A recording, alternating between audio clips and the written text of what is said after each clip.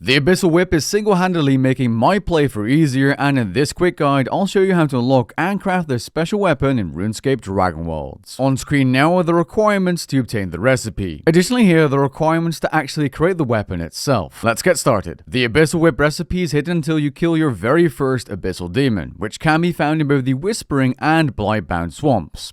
The Whispering Swamp being your best choice due to its location and early game accessibility. To kill the Abyssal Demon, you'll need some air runes and the Wind Step spell, and an ash short bow with either stone or fang arrows. Having higher tier weapons is always useful.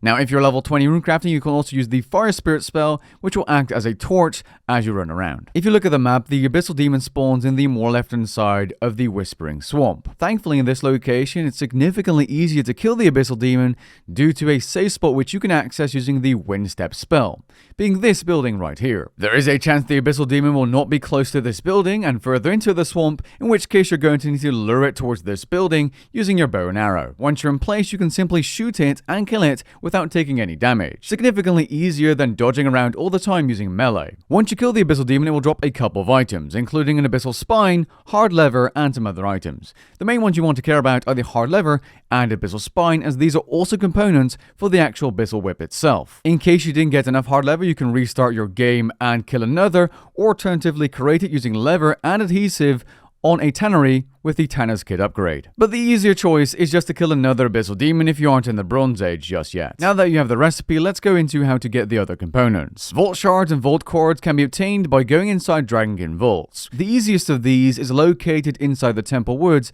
indicated by this blue fence-like icon. Going through these vaults will allow you to obtain Vault Shards by killing Vault Guardian Sentinels, Hawks, and Archons. It's easier to kill these using magic and ranged weapons from afar one by one, especially because you probably don't have any good gear just yet. You'll be able to get Vault Cores by clearing these dungeons and finding them and picking them up. One of these will be used for the Abyssal Whip. The final part of the recipe is easy to obtain, but the process itself of getting the early game is not. You'll need to kill 2 or 3 rams inside the storm-touched Highland. Before you go there, I do recommend bringing along some resources for a lodestone and some lore runes so that if you die, you'll easily be able to teleport and run back and get your stuff. I suggest placing your lodestone somewhere between the Fractured Plains and Storm-touched Highlands, as you'll need both biomes for resources anyway. Once you're in the Storm-touched Highlands, keep an eye on the blue particles on the floor because you might get zapped by lightning.